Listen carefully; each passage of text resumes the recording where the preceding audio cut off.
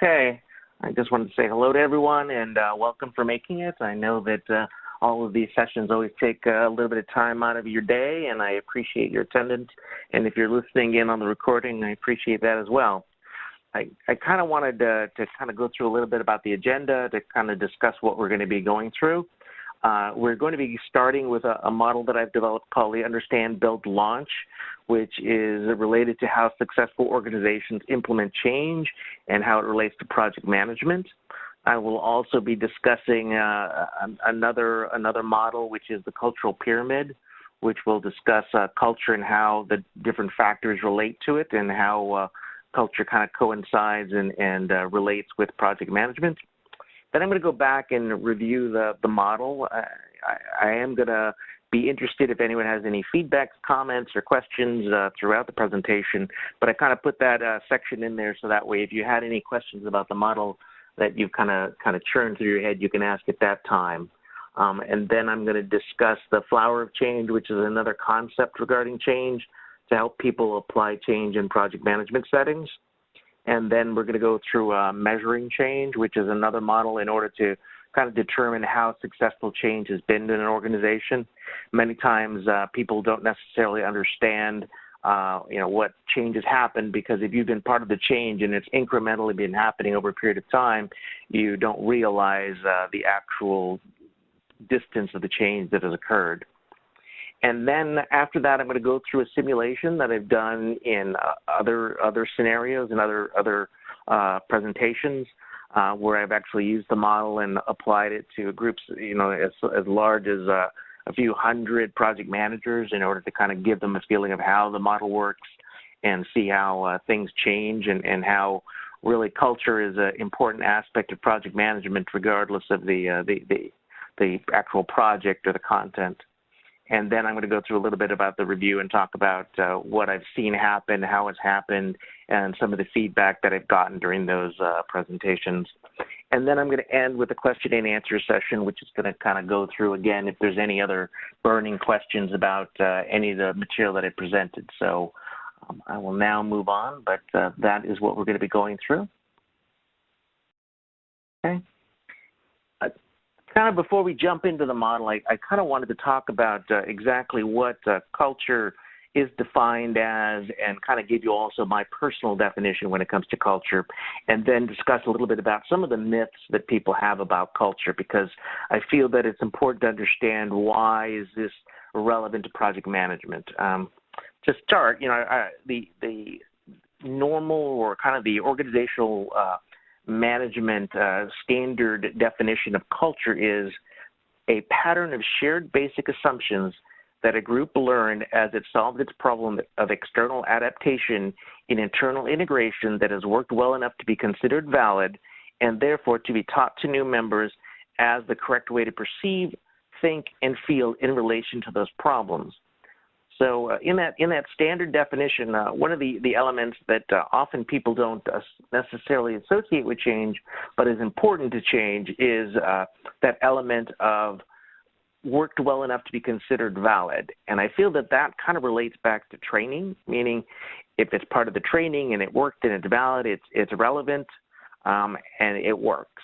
And so just keep that in mind, that when you're dealing with culture and change, that training is essential. And training doesn't necessarily mean sitting in a conference room looking at a PowerPoint slide presentation, but it does mean that you're getting kind of feedback on your actions, you're taking certain actions, they appear to be relevant and correct, and then you continue with those actions moving forward. Now, my definition is slightly different than that. I like to look at culture as a fabric, and I consider it as a fabric of experiences that allow one to consider how each thread helps make up the organizational culture as a whole. Each simple thread is woven together in a manner that allows the fabric to become more than the individual threads alone. A fabric is a discrete item that people understand to be the combination of different threads. However, each thread is important to the overall fabric. When too many threads are damaged, the fabric begins to unravel. When enough unraveling occurs, the fabric will cease to exist and return to being threads.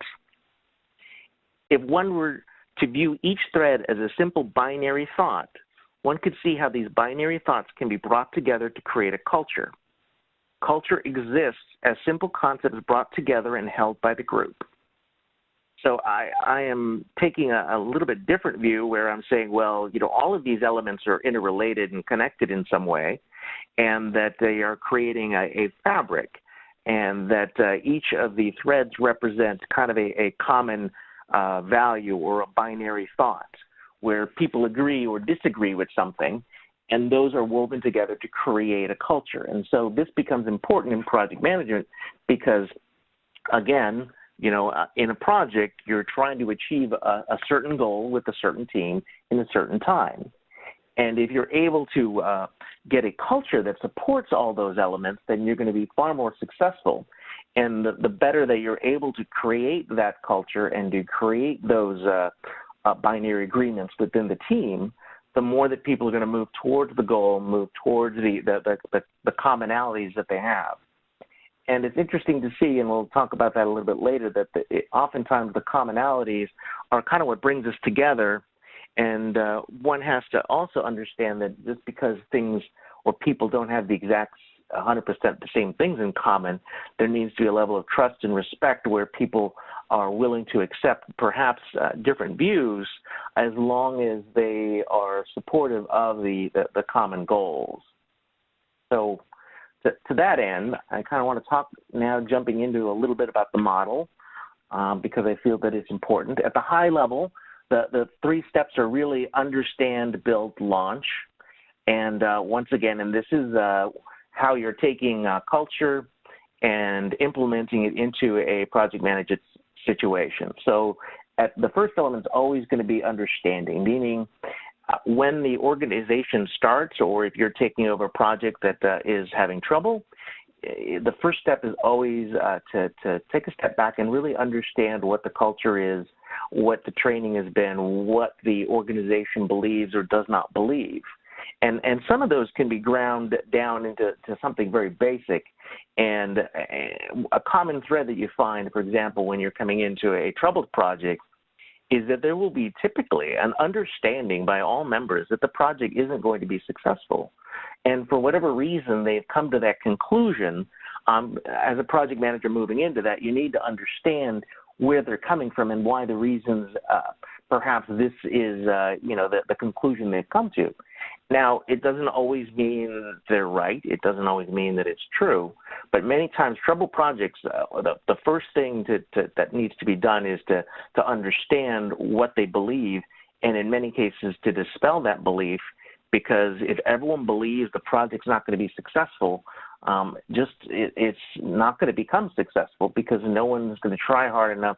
People are going to try to escape. People are going to try to move on, and it's just not a great culture to be part of. And part of that Hi there, I hope you enjoyed that last clip. My name is Michael Malutis, and if you'd like to watch the full 60 minutes of that last webcast, while also gaining complete unlimited access to our entire library of IT learning, simply visit our subscribe page at greatpro.org/subscribe. Unlimited annual access is $199 per year. But if you use the coupon code LEARN2EARN, you can drop that membership fee to just $149. That's less than $13 per month for unlimited access to over 1,000 hours of on-demand career development, covering the entire spectrum of IT management best practices, including business analysis and requirements, software development, quality and testing, risk management, process improvement, project management, and even digital transformation. But your membership doesn't just give you unlimited access to our vast learning library. You also get free access to our mobile app, as well as direct access to our network of over 300 of the world's leading IT consultants, all of whom are dedicated to putting practical knowledge at your fingertips so that you can learn more and earn more.